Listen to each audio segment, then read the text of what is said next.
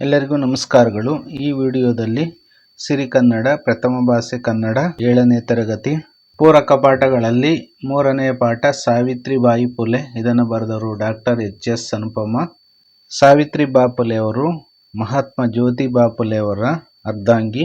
ಇವರ ವಿಶಿಷ್ಟತೆ ಎಂದರೆ ಭಾರತದಲ್ಲೇ ಪ್ರಥಮ ಮಹಿಳಾ ಶಿಕ್ಷಕಿಯಾಗಿ ಕೆಲಸವನ್ನು ನಿರ್ವಹಿಸಿರುತ್ತಾರೆ. ಇವರು ಇತಿಹಾಸದಲ್ಲಿ ದಾಖಲೆಯನ್ನ ಮಾಡಿದ್ದಾರೆ. ಅಲ್ಲಿಗೆ ಕೃತಿಕಾರರ ಪರಿಚಯವನ್ನು ತಿಳ್ಕೊಳ್ಳೋಣ. ಅದಕ್ಕಿಂತ ಮುನ್ನ ನಮ್ಮ ಯೂಟ್ಯೂಬ್ ಚಾನೆಲ್ನ ಸಬ್ಸ್ಕ್ರೈಬ್ ಮಾಡ್ಕೊಳ್ಳೋದು ಮರೆಯಬೇಡಿ.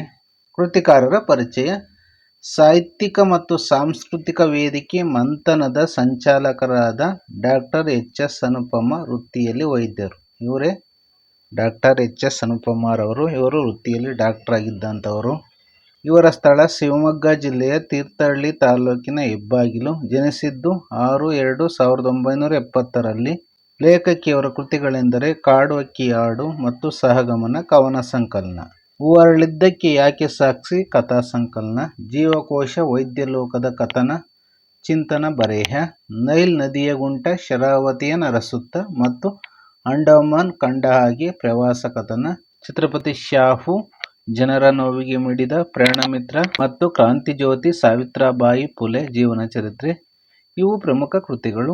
ಇವರ ನೋಯುವ ಹಲ್ಲಿಗೆ ಹೊರಳುವ ನಾಲಿಗೆ ಎಂಬ ಅಂಕಣ ಬರಹ ಜನಪ್ರಿಯವಾಗಿದೆ. ಇವರಿಗೆ ಕರ್ನಾಟಕ ಸಾಹಿತ್ಯ ಅಕಾಡೆಮಿ ಪ್ರಶಸ್ತಿ ದೊರೆತಿದೆ. ಪ್ರಸ್ತುತ ಗದ್ಯ ಭಾಗವನ್ನು ಡಾಕ್ಟರ್ ಎಚ್.ಎಸ್. ಅನುಪಮ ಅವರ ಕ್ರಾಂತಿಜ್ಯೋತಿ ಸಾವಿತ್ರಿಬಾಯಿ ಫುಲೆ ಎಂಬ ಜೀವನ ಚರಿತ್ರೆಯಿಂದ ಆರಿಸಿಕೊಳ್ಳಲಾಗಿದೆ.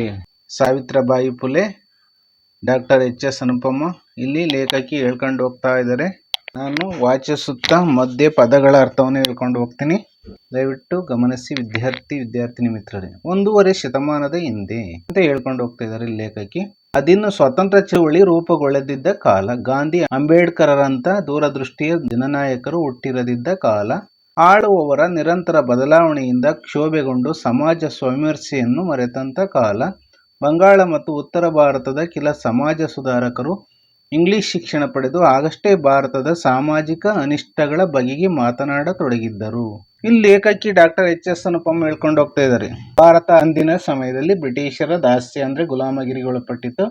ಬ್ರಿಟಿಷರು ನಮ್ಮನ್ನು ಆಳ್ವಿಕೆಯನ್ನು ಮಾಡ್ತಿದ್ರು. ಸ್ವಾತಂತ್ರ್ಯ ಚಳವಳಿ ರೂಪುಗೊಳ್ಳದಿದ್ದ ಕಾಲ. ಸ್ವಾತಂತ್ರ್ಯ ಚಳವಳಿ ಆಗಿನ್ನೂ ನಡೆದಿರಲಿಲ್ಲ. ಆಗ ಬ್ರಿಟಿಷರು ನಮ್ಮ ದೇಶ ಲೂಟಿ ಹೊಡೆಯುತ್ತಿದ್ದರು, ಆಳ್ತಾ ಇದ್ರು. ನಾವು ಗುಲಾಮಗಿರಿಗೆ ಒಳಪಟ್ಟಿದ್ದಂತ ಕಾಲ. ಭಾರತದ ಪ್ರಥಮ ಮಹಾಸಂಗ್ರಾಮ ನಡೀತದಲ್ಲ, ಅದು ಇನ್ನೂ ಆಗಿರದಂತ ಕಾಲ. ಆಗ ಮಹಾತ್ಮ ಗಾಂಧಿ, ಅಂಬೇಡ್ಕರರು ಸಹ ಹುಟ್ಟಿರಲಿಲ್ಲ. ಆಳುವವರಂದ್ರೆ ಬ್ರಿಟಿಷರ ನಿರಂತರ ಬದಲಾವಣೆಯಿಂದ ಕ್ಷೋಭೆಗೊಂಡ ಸಮಾಜ ವಿಮರ್ಶೆ, ಸ್ವಂತ ತಮಗೆ ತಾವೇ ವಿಮರ್ಶೆಯನ್ನ ಮಾಡಿಕೊಳ್ಳುವುದನ್ನು ಮರೆತಂತ ಕಾಲವಾಗಿತ್ತು. ಆ ಸಮಯದಲ್ಲಿ ಭಾರತದಲ್ಲಿ ಬಂಗಾಳ ಮತ್ತು ಉತ್ತರ ಭಾರತದ ಕೆಲ ಸಮಾಜ ಸುಧಾರಕರು, ಬಂಗಾಳ, ಪಶ್ಚಿಮ ಬಂಗಾಳ ಮತ್ತು ಮುಂದಿನ ಬಾಂಗ್ಲಾದೇಶ ಇದೆಯಲ್ಲ, ಅದನ್ನು ಬಂಗಾಳ ಅಂತ ಕರೀತಿದ್ರು.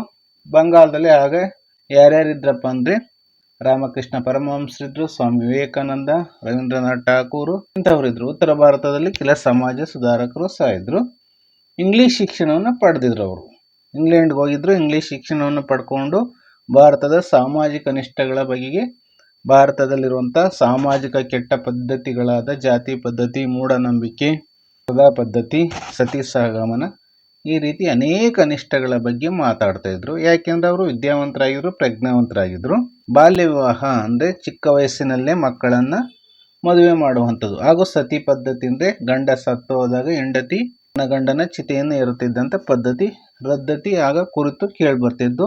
ಆಗ ಬ್ರಿಟಿಷ್ ಗವರ್ನರ್ ಜನರಲ್ ಆಗಿದ್ದಂತಹ ಲಾರ್ಡ್ ವಿಲಿಯಂ ಬೆಂಟಿಕ್ನೊಡನೆ ರಾಜಾರಾಮ್ ಮೋಹನ್ ರಾಯರು ಸೇರ್ಕೊಂಡು ಸತಿ ಪದ್ಧತಿ ಮತ್ತು ಬಾಲ್ಯ ವಿವಾಹವನ್ನು ರದ್ದು ಮಾಡ್ತಾರೆ. ರಾಜಾರಾಮ್ ಮೋಹನ್ ರಾಯರು ಆಗಿನ ಕಾಲದಲ್ಲಿ ಬಂಗಾಳದಲ್ಲಿ ಪ್ರಸಿದ್ಧ ಸಮಾಜ ಸುಧಾರಕರಾಗಿದ್ರು. ಅಕ್ಷರ ಕಲಿಯಲು ತಾವು ಮಾತ್ರ ಅರ್ಹ ಎಂದುಕೊಂಡ ಜಾತಿಗಳ ಹೊರತು ಮತ್ತಾರಿಗೂ ಕಲಿಕೆಗೆ ಅವಕಾಶವಿರಲಿಲ್ಲ ಆಗಿನ ಕಾಲದಲ್ಲಿ. ಆ ಕಾಲದ ಮಹಿಳೆಯರ ಶಿಕ್ಷಣ ಕುರಿತು ಹೇಳುವಂತೆಯೂ ಇಲ್ಲ. ಮಹಿಳೆಯರ ಶಿಕ್ಷಣ ಹೇಳಕ್ಕೆ ಯಾವುದೂ ಇರಲಿಲ್ಲ. ಆ ರೀತಿ ಹೀನಾಯ ಸ್ಥಿತಿಯಲ್ಲಿತ್ತು. ಹೆಣ್ಣು ಕಲಿತರೆ ಎಲ್ಲರಿಗೂ ಪತ್ರ ಬರೆಯುತ್ತಾಳೆ, ಆಗ ಅವಳ ಗಂಡ ತಿನ್ನುವ ಅನ್ನದ ಹುಳವಾಗಿ ಅವನು ಕಾಯಿಲೆ ಹಿಡಿದು ಬೇಗ ತೀರಿಕೊಳ್ಳುತ್ತಾನೆ ಎಂದು ಹೇಳಲಾಗಿತ್ತು. ಈ ಮೂಢನಂಬಿಕೆ ಇತ್ತು. ಹೆಣ್ಣು ಏನಾದ್ರೂ ಓದು ಬರಹ ಕಲ್ತ್ರೆ ಎಲ್ಲರಿಗೂ ಸಹ ಪತ್ರವನ್ನು ಬರೀತಾಳೆ, ಆಗ ಅವಳ ಗಂಡ ತಿನ್ನುವ ಅನ್ನದ ಹಗಳು ಸಹ ಏನಾಗುತ್ತೆ, ಹುಳ ಆಗಿ ಅವನು ಕಾಯಿಲೆ ಹಿಡಿದು ಬೇಗ ಸತ್ತು ಹೋಗ್ತಾನೆ ಅಂತ ಆಗಿನ ಸಮಾಜದಲ್ಲಿ ಹೇಳಲಾಗ್ತಿತ್ತು. ಹೆಣ್ಣು ಮಗು ತನ್ನ ಬಾಲ್ಯದ ಮುಗ್ಧತೆಯಲ್ಲಿ ಈ ಜಗತ್ತಿಗೆ ಕಣ್ಣಿಡುವ ಹೊತ್ತಿಗೆ ಅವಳ ಮದುವೆಯಾಗಿ ಯಾರದೋ ಹೆಂಡತಿಯಾಗಿ ಸೊಸೆಯಾಗಿ ಕೊನೆಗೆ ಅಮ್ಮನಾಗಿ ಬಿಟ್ಟಿರ್ತಿದ್ಲು. ಅಂದ್ರೆ ಹೆಣ್ಮಗು ತನ್ನ ಬಾಲ್ಯ ಚೈಲ್ಡ್ಹುಡ್ ಅಲ್ಲಿ ಮುಗ್ಧತೆ, ಮುಗ್ಧರು, ಇನ್ನೋಸೆನ್ಸ್ ಅಂತೀವಲ್ಲ ಅದು, ಈ ಜಗತ್ತಿಗೆ ಕಣ್ಣಿಡುವಂತ ಪಾಪ ಆ ಹುಡುಗಿಗೆ ಈ ಜಗತ್ತಿನ ಜ್ಞಾನ ತಿಳಿಯುವಂತಹ ಸಮಯಕ್ಕೆ ಹೊತ್ತಿಗೆ ಅಂದ್ರೆ ಸಮಯ ಇಲ್ಲಿ ಅವಳ ಮದುವೆ ಆಗ್ತಿತ್ತು, ಯಾರ್ದೋ ಹೆಂಡತಿ ಆಗ್ತಿದ್ಲು, ಯಾರೋ ಮನೆಯ ಸೊಸೆ ಆಗ್ತಿದ್ಲು, ಕೊನೆಗೆ ನಡೆದು ಅಮ್ಮನಾಗಿ ತಾಯಿಯಾಗಿ ಬಿಟ್ಟಿರ್ತಿದ್ಲು. ಮುಂದೆ ಅವಳು ಕುಟುಂಬ ನಿರ್ವಹಣೆಗಾಗಿ ಕುಟುಂಬ ನಿರ್ವಹಣೆಯಿಂದಲೇ ಅವಳ ವ್ಯಕ್ತಿತ್ವ ರೂಪುಗೊಂಡು ಅಲ್ಲೇ ಕಳೆದು ಹೋಗುತ್ತಿತ್ತು. ಹೆಣ್ಣು ಮಕ್ಕಳು ಯಾವತ್ತೂ ಪ್ರಶ್ನಿಸಬಾರದೆಂದು ಹೊರುವ ಹೆರುವ ಪೊರೆಯುವ ಕೊನೆ ಮೊದಲಿಲ್ಲದ ಕೆಲಸಗಳನ್ನು ಅವರನ್ನು ತೊಡಗಿಸಲಾಗುತ್ತಿತ್ತು. ಅಂದ್ರೆ ಕುಟುಂಬವನ್ನ ನಿರ್ವಹಣೆ ಮಾಡ್ಬೇಕು, ಮ್ಯಾನೇಜ್ ಮಾಡ್ಬೇಕು. ಕುಟುಂಬ ನಿರ್ವಹಣೆಯಿಂದಲೇ ಅವಳ ವ್ಯಕ್ತಿತ್ವ ರೂಪುಕೊಳ್ಬೇಕಾಗಿತ್ತು. ಅಲ್ಲಿ ಅವಳ ಜೀವನದ ಎಲ್ಲಾ ಸಮಯಗಳು ಕಳೆದು ಹೋಗ್ತಿತ್ತು. ಹೆಣ್ಮಕ್ಳು ಯಾವತ್ತೂ ಸಹ ಯಾವುದನ್ನು ಸಹ ಪ್ರಶ್ನೆ ಮಾಡಬಾರ್ದು. ಬರೀ ಹೆಣ್ಣು ಅವರ ಮನೆಯ ನಿರ್ವಹಣೆಯನ್ನು ಮಾಡುವ, ಮಕ್ಕಳನ್ನು ಹಡೆಯುವ, ಪೊರೆಯುವ ಅಂದ್ರೆ ರಕ್ಷಿಸುವ ಕೊನೆ ಮೊದಲಿಲ್ಲದ ಕೆಲಸಗಳಲ್ಲಿ ಹೆಣ್ಣು ಮಕ್ಕಳನ್ನ ತೊಡಗಿಸಲಾಗ್ತಿತ್ತು. ಒಟ್ಟಾರೆ ಹೇಳುವುದಾದರೆ ದಲಿತ ಶೂದ್ರ ಮಹಿಳೆಯರಿಗೆ ಶಾಲೆ ಎನ್ನುವುದು ಕನಸಿನಲ್ಲಿ ಮೂಡಲಾಗದ ಅಸ್ಪಷ್ಟ ಕಲ್ಪನೆಯಾಗಿ ಉಳಿದಿತ್ತು ಆ ಸಮಯದಲ್ಲಿ. ಇಲ್ಲಿ ಲೇಖಕಿ ಹೇಳ್ಕೊಂಡು ಹೋಗ್ತಾರೆ, ಈ ಪರಿಸ್ಥಿತಿ ಇರುವ ಕಾಲದಲ್ಲಿ ಸಾವಿತ್ರಿಬಾಯಿ ಫುಲೆಯವರು, ಇವರೇ ಸಾವಿತ್ರಿಬಾಯಿ ಫುಲೆ, ಮಹಾರಾಷ್ಟ್ರ ರಾಜ್ಯದ ಸತಾರಾ ಜಿಲ್ಲೆಯ ನಾಯಂಗಾವ ಹಳ್ಳಿಯಲ್ಲಿ 1831 ಜನವರಿ 3ರಂದು ಜನಿಸಿದರು. ಸಾವಿತ್ರಿಬಾಯಿಯವರಿಗೆ 9 ವರ್ಷವಾದಾಗ ಮದುವೆ ಆಯಿತು. ನೋಡಿ, ಆಗಿನ ಕಾಲದಲ್ಲಿ 9 ವರ್ಷಕ್ಕೆ ಮದುವೆ ಮಾಡ್ತಿದ್ರು ಹೆಣ್ಮಕ್ಳಿಗೆ. ಅವರನ್ನು ಮದುವೆಯಾದ ಹುಡುಗ ಸಾಮಾನ್ಯ ವರನ ಇರಲ್ಲ, ಹುಡುಗ ಇದ್ನಲ್ಲ ಸಾವಿತ್ರಿಬಾಯಿ ಫುಲೆಯನ್ನು ಮದುವೆ ಆದವರು ಸಾಮಾನ್ಯ ಹುಡುಗನ ಇರಲಿಲ್ಲ, ಅಸಾಮಾನ್ಯ ಹುಡುಗನಾಗಿದ್ದ. ಅವರು ಅಂದ್ರೆ ಜ್ಯೋತಿಬಾ ಫುಲೆ. ಇಂಗ್ಲಿಷ್ ಕಲಿತು ಅರಿವಿನ ಸ್ಫೋಟಕ್ಕೆ ಒಳಗಾಗಿದ್ದ ಜ್ಯೋತಿಬಾ ಫುಲೆ ಅಂದ್ರೆ ಇವ್ರನ್ನ ಮಹಾರಾಷ್ಟ್ರದಲ್ಲಿ ಈಗಲೂ ಸಹ ಮಹಾತ್ಮ ಜ್ಯೋತಿಬಾ ಫುಲೆ ಅಂತ ಕರೀತಾರೆ. ಶಾಲೆ ಕಲಿಯದ ಹೆಂಡತಿ ಸಾವಿತ್ರಿಯವರಿಗೆ ಗಂಡನೇ ಮೊದಲ ಶಿಕ್ಷಕರಾಗಿ ಅಕ್ಷರ ಕಲಿಸಿದ್ರು. ನೋಡಿ, ತನ್ನ ಹೆಂಡತಿ ಶಿಕ್ಷಣವನ್ನು ಕಲಿಬೇಕು ಅಂತ ಜ್ಯೋತಿಬಾ ಫುಲೆ ಮನೆಯಲ್ಲೇ ಅವರಿಗೆ ಅಕ್ಷರಾಭ್ಯಾಸ ಮಾಡುತ್ತಾರೆ, ಶಿಕ್ಷಣವನ್ನು ಕೊಡ್ತಾರೆ.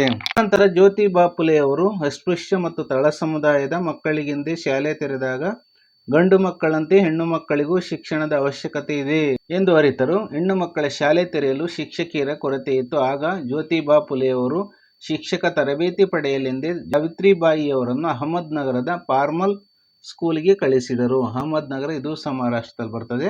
ಸಾವಿತ್ರಿಬಾಯಿ ಫುಲೆಯವರ ಜೊತೆಗೆ ಫಾತಿಮಾ ಶೇಖ್ ಎನ್ನುವ ಮಹಿಳೆಯು ತರಬೇತಿ ಪಡೆದು ನಂತರ ಜ್ಯೋತಿಬಾ ಫುಲೆಯವರ ಶಾಲೆಗಳಲ್ಲಿ ಕೆಲಸ ಮಾಡಿದ್ರು. ಮುಂದುವರೆದು ಶಿಕ್ಷಕ ತರಬೇತಿ ಟ್ರೈನಿಂಗ್ ಅಂತೀವಲ್ಲ ಅದು ಮುಗಿಸಿದ ಮೇಲೆ ಸಾವಿತ್ರಿಬಾಯಿ ಅವರು ಬಂದ ಮೇಲೆ 9 ವಿದ್ಯಾರ್ಥಿಗಳೊಂದಿಗೆ ಪುಣೆಯಲ್ಲಿ 1849ರಲ್ಲಿ ಮೊದಲ ಶಾಲೆ ಶುರು ಮಾಡಿದ್ರು. ಪುಣೆ ಅಂದ್ರೆ ಈಗಿನ ಪೂನಾ ಅಂತೀವಲ್ಲ ಅದು ಮಹಾರಾಷ್ಟ್ರದಲ್ಲಿ ಬರ್ತದೆ. ಅಹಮದ್ ನಗರದ ಸದಾಶಿವ ಗೋವಂದೆ ಮಕ್ಕಳಿಗೆ ಉಚಿತ ಪುಸ್ತಕ ಒದಗಿಸಿದರು. ನೋಡಿ, ಆಗಿನ ಕಾಲದಲ್ಲಿ ಒಬ್ಬ ದಾನಿ ಇದ್ದ ಅಹಮದ್ ನಗರದಲ್ಲಿ, ಸದಾಶಿವ ಗೋವಂದೆ ಮಕ್ಕಳಿಗೆ ಫ್ರೀ ಬುಕ್ಸ್ಗಳನ್ನ ಕೊಡ್ತಾರೆ. ಆದರೆ ಶಾಲೆಗಾಗಿ ಸ್ಥಳ ಕೊಡುವವರು ಮನಸ್ಸು ಬದಲಾಯಿಸುತ್ತಾ ಇದ್ದುದರಿಂದ ಶಾಲೆಯು ನಿರಂತರ ಸ್ಥಳ ಬದಲಾಯಿಸುತ್ತಾ ಮುಚ್ಚುತ್ತಾ ತೆರೆಯುತ್ತಾ ಹೋಯಿತು.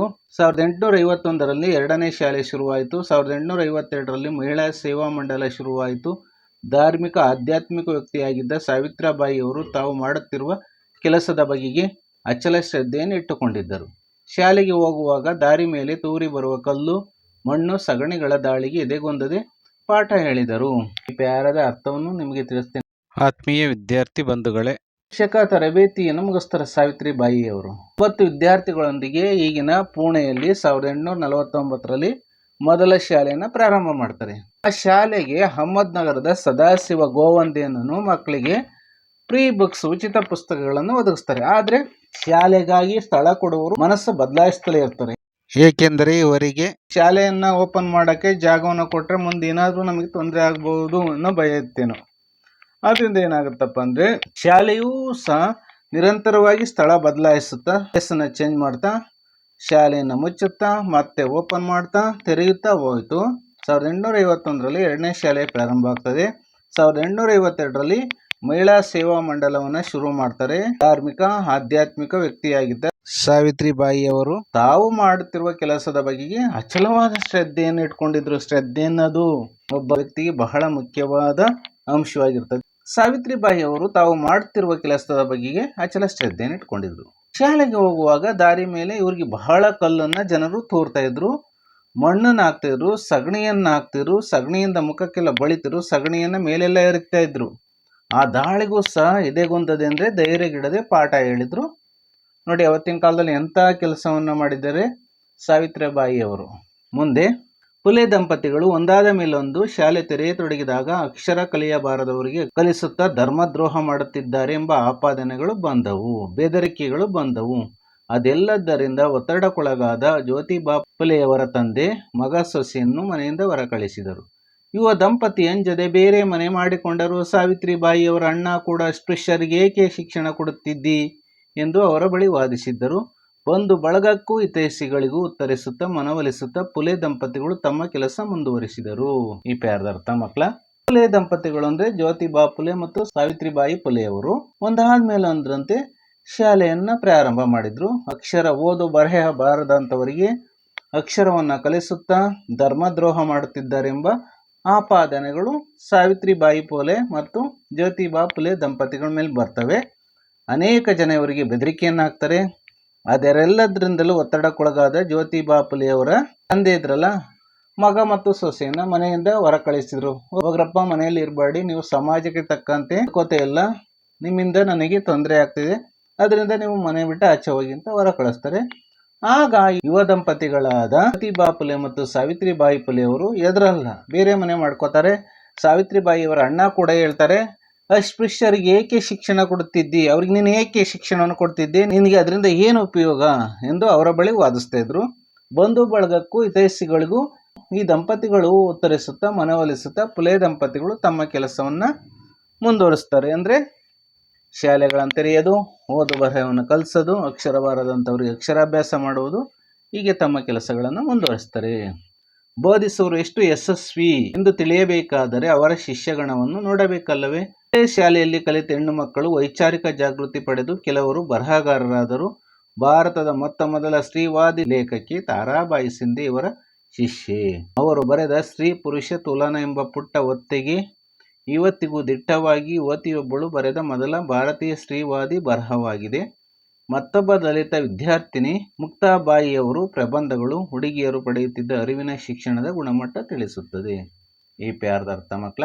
ಬೋಧಿಸುವರು ಅಂದ್ರೆ ಶಿಕ್ಷಕರು, ಪ್ರಾಧ್ಯಾಪಕರು, ಉಪನ್ಯಾಸಕರಿದ್ದಾರಲ್ಲ, ಎಷ್ಟು ಯಶಸ್ವಿ ಎಂದು ನಾವು ತಿಳ್ಕೊಬೇಕಾದ್ರೆ ಅವರ ಶಿಷ್ಯಗಣ ಅಂದ್ರೆ ವಿದ್ಯಾರ್ಥಿಗಳ ಗುಂಪನ್ನು ನೋಡ್ಬೇಕಲ್ವೇ. ಹಾಗೆಯೇ ಫುಲೆ ಶಾಲೆಯಲ್ಲಿ ಕಲಿತಂತ ಹೆಣ್ಮಕ್ಳು ವೈಚಾರಿಕ ಜಾಗೃತಿ, ವಿಚಾರವಂತರಾಗಿ ಪ್ರಜ್ಞೆನ ಪಡ್ಕೊಂಡ್ರು. ಜಾಗೃತಿ ಅಂದ್ರೆ ಪ್ರಜ್ಞೆ, ಅವೇರ್ನೆಸ್, ಅದನ್ನು ಪಡ್ಕೊಂಡು ಕೆಲವರು ಬರಹಗಾರರಾದರು, ಅಂದ್ರೆ ರೈಟರ್ ಆದ್ರು, ಬರಹಗಳನ್ನ ಲೇಖನಗಳನ್ನ ಬರೆಯುವಂತವರಾದ್ರು. ಇದರಲ್ಲಿ ಭಾರತದ ಮೊತ್ತ ಮೊದಲ ಸ್ತ್ರೀವಾದಿ ಲೇಖಕಿ ತಾರಾಬಾಯಿ ಸಿಂಧೆ ಇವರ ಶಿಷ್ಯೆ. ಇವರ ಸ್ಟೂಡೆಂಟ್ ಯಾರಪ್ಪ ಅಂದ್ರೆ ತಾರಾಬಾಯಿ ಸಿಂಧೆ. ಇವರು ಭಾರತದ ಮೊತ್ತ ಮೊದಲ ಸ್ತ್ರೀವಾದಿ ಲೇಖಕಿಯಾಗಿದ್ದಾರೆ. ಅವರು ಬರೆದಂತ ಸ್ತ್ರೀ ಪುರುಷ ತುಲನಾ ಇದೆಯಲ್ಲ ಎಂಬ ಒತ್ತಗೆ ಪುಸ್ತಕ ಇವತ್ತಿಗೂ ದಿಟ್ಟವಾಗಿ ಯುವತಿಯೊಬ್ಬಳು ಬರೆದ ಮೊದಲ ಭಾರತೀಯ ಸ್ತ್ರೀವಾದಿ ಬರಹ ಆಗಿದೆ.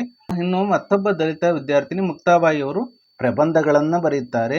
ಹುಡುಗಿಯರು ಪಡೆಯುತ್ತಿದ್ದ ಅರಿವಿನ ಶಿಕ್ಷಣದ ಗುಣಮಟ್ಟ ಇದೆಲ್ಲವನ್ನು ತಿಳಿಸ್ತದೆ. ಮುಂದೆ ಅದುವರೆಗೂ ಅಸ್ಪೃಶ್ಯ ಸಮುದಾಯದ ಜನ ಬಾಯಾರಿದಾಗ ನೀರನ್ನು ತಾವೇ ಕೆರೆ, ಬಾವಿ, ನದಿಗಳಿಂದ ತೆಗೆದುಕೊಳ್ಳುವಂತಿರಲಿಲ್ಲ. ಫುಲೆ ದಂಪತಿಗಳು 1868ರಲ್ಲಿ ಎಲ್ಲರಿಗೂ ಬಳಕೆಗೆ ಮುಕ್ತವಾದ ನೀರಿನ ತೊಟ್ಟಿ ಕಟ್ಟಿದರು. ಜಾತಿ ತಾರತಮ್ಯ ಮತ್ತು ಶೋಷಣೆಯನ್ನು ಕೊನೆಗೊಳಿಸಬೇಕೆಂದರೆ ಚಿಂತನಾಶೀಲತೆಯನ್ನು, ಸತ್ಯ ತಿಳಿಯಬೇಕೆಂಬ ಹಂಬಲವನ್ನು ಜನರಲ್ಲಿ ಮೂಡಿಸಿದರು. ಅದುವರೆಗೂ ಅಸ್ಪೃಶ್ಯ ಸಮುದಾಯ. ಹಿಂದೂ ಧರ್ಮದಲ್ಲಿ ಬ್ರಾಹ್ಮಣ, ಕ್ಷತ್ರಿಯ, ವೈಶ್ಯ, ಶೂದ್ರ ಅಂತ ವರ್ಣಾಶ್ರಮ ವ್ಯವಸ್ಥೆ ಇದೆ. ಅದರಲ್ಲಿ ಕೊನೆಯಲ್ಲಿ ಬರುವಂತಹ ಶೂದ್ರ ವ್ಯವಸ್ಥೆಯಲ್ಲಿ ಅಸ್ಪೃಶ್ಯ ಸಮುದಾಯ ಅಂತ ಭಾವನೆ ಹಿಂದೂ ಸಮಾಜದಲ್ಲಿ ಬಂದಿದೆ. ಆ ಸಮಾಜದ ಜನ ಬಾಯಾರಿದಾಗ ಒಂದು ತೊಟ್ಟು ನೀರನ್ನು ಸಹ ಕೆರೆ ಮತ್ತು ಬಾವಿ, ನದಿಗಳಿಂದ ತೆಗೆದುಕೊಳ್ಳುವಂತಿರಲಿಲ್ಲ. ಆ ರೀತಿ ಜಾತಿ ಪದ್ಧತಿ ಅಂದಿನ ವ್ಯವಸ್ಥೆಯಲ್ಲಿತ್ತು. ಆ ಸಮಯದಲ್ಲಿ ಫುಲೆ ದಂಪತಿಗಳು 1868ರಲ್ಲಿ ಎಲ್ಲರಿಗೂ ಬಳಕೆಗೆ ಮುಕ್ತವಾದ ನೀರಿನ ತೊಟ್ಟಿಯನ್ನು ಕಟ್ಟಿದರು. ಅಂದರೆ ಎಲ್ಲರೂ ಸಹ ನೀವು ಬಳಕೆಯನ್ನು ಮಾಡ್ಕೊಳ್ಳಿ ಈ ನೀರಿನ ತೊಟ್ಟಿಯಿಂದ ಅಂತ ಒಂದು ಉಚಿತವಾಗಿ ನೀರಿನ ತೊಟ್ಟಿಯನ್ನು ಕಟ್ಟಿ ಅಲ್ಲಿ ನೀರನ್ನು ಆ ತೊಟ್ಟಿಗೆ ಹಾಕಿದ್ರು. ಮುಂದೆ ಜಾತಿ ತಾರತಮ್ಯ, ಜಾತಿಗಳ ತಾರತಮ್ಯ, ಭಿನ್ನತೆ, ತಾರತಮ್ಯ ಅಂದರೆ ಭಿನ್ನತೆ, ಆ ತಾರತಮ್ಯವನ್ನು ಮತ್ತು ಶೋಷಣೆಯನ್ನು ಕೊನೆಗೊಳಿಸಬೇಕೆಂದರೆ ಚಿಂತನಾಶೀಲತೆ, ನಿಮ್ಮಲ್ಲಿ ಚಿಂತನಾಶೀಲತೆ ಇರಬೇಕು, ಥಿಂಕಿಂಗ್ ಕೆಪಾಸಿಟಿ, ಸತ್ಯ ತಿಳಿಯಬೇಕೆಂಬ ಹಂಬಲ, ಕುತೂಹಲವನ್ನು ಜನರಲ್ಲಿ ಮೂಡಿಸ್ತಾರೆ. ಜನರಲ್ಲಿ ಬಿತ್ತಬೇಕೆಂಬ ಮಹದಾಸೆಯಿಂದ 1873ರಲ್ಲಿ ಸತ್ಯಶೋಧಕ ಸಮಾಜ ಕಟ್ಟಿದರು. ಸತ್ಯಶೋಧಕ ಸಮಾಜವನ್ನು ಕಟ್ಟಿದಂಥವರು ಮಹಾತ್ಮ ಜ್ಯೋತಿಬಾ ಫುಲೆಯವರು. ಈ ಪದವೇ ಹೇಳ್ತಿದೆ ನೋಡಿ, ಸತ್ಯಶೋಧಕ, ಸತ್ಯವನ್ನು ಹುಡುಕುವಂತಹದ್ದು ಅಂತ ಸಮಾಜ ಸತ್ಯಶೋಧಕ ಸಮಾಜ, ಅದನ್ನು ಕಟ್ತಾರೆ. ಇದರ ಮೂಲ ತತ್ವ ಏನು? ನಾವೆಲ್ಲರೂ ದೇವರ ಮಕ್ಕಳು, ದೇವರಿಗೂ ನಮಗೂ ಯಾವ ಮಧ್ಯವರ್ತಿ ಅವಶ್ಯಕತೆ ಇಲ್ಲ ಎನ್ನುವುದು ಸತ್ಯಶೋಧಕ ಸಮಾಜದ ಮೂಲ ಮಂತ್ರ, ಮೂಲ ತತ್ವ. ನಾವೆಲ್ಲರೂ ಸಹ ದೇವರ ಮಕ್ಕಳು, ದೇವರಿಗೂ ನಮಗೆ ಯಾವ ಮೀಡಿಯೇಟರ್ ಮಧ್ಯವರ್ತಿ ಅವಶ್ಯಕತೆ ಇಲ್ಲ ಎನ್ನುವುದು. ಅದೇ ವರ್ಷ ಸಾವಿತ್ರಿಬಾಯಿ ಫುಲೆ ಮತ್ತು ಜ್ಯೋತಿಬಾ ಫುಲೆಯವರು ಪುರೋಹಿತರಿಲ್ಲದೆ ಮೊದಲ ಮದುವೆ ಮಾಡಿಸ್ತಾರೆ. ಅವರೇ ಮುಂದೆ ನಿಂತ್ಕೊಂಡು ಮದುವೆಯನ್ನು ಮಾಡಿಸ್ತಾರೆ. 1874ರಲ್ಲಿ ಬ್ರಾಹ್ಮಣ ವಿಧವೆ ಕಾಶಿಬಾಯಿಯವರ ಮಗ ಯಶವಂತನನ್ನು ದತ್ತು ತೆಗೆದುಕೊಂಡು ಸಾಕಿದ್ರು. ಮುಂದೆ ಆತ ಓದಿ ವೈದ್ಯನಾಗ್ತಾನೆ, ಡಾಕ್ಟರ್ ಆಗ್ತಾನೆ. ಮನೆಗೆ ಉಪಸಂಹಾರವನ್ನು ತಿಳ್ಕೊಳ್ಳೋಣ, ಲೇಖಕಿಯರ ಆಶಯವನ್ನು ತಿಳ್ಕೊಳ್ಳೋಣ, ಕನ್ಕ್ಲೂಷನ್ನ. ಇಂಥ ಸಂಕಟ ಕಾಲದಲ್ಲಿ, ಆಪತ್ಕಾಲದಲ್ಲಿ ಮಕ್ಕಳಲ್ಲಿ ವೈಚಾರಿಕ ಮನೋಭಾವ ಬೆಳೆಸುವ, ಜಾತ್ಯತೀತ ಮೌಲ್ಯ ತುಂಬುವ ಅವಶ್ಯಕತೆ ಇದೆ.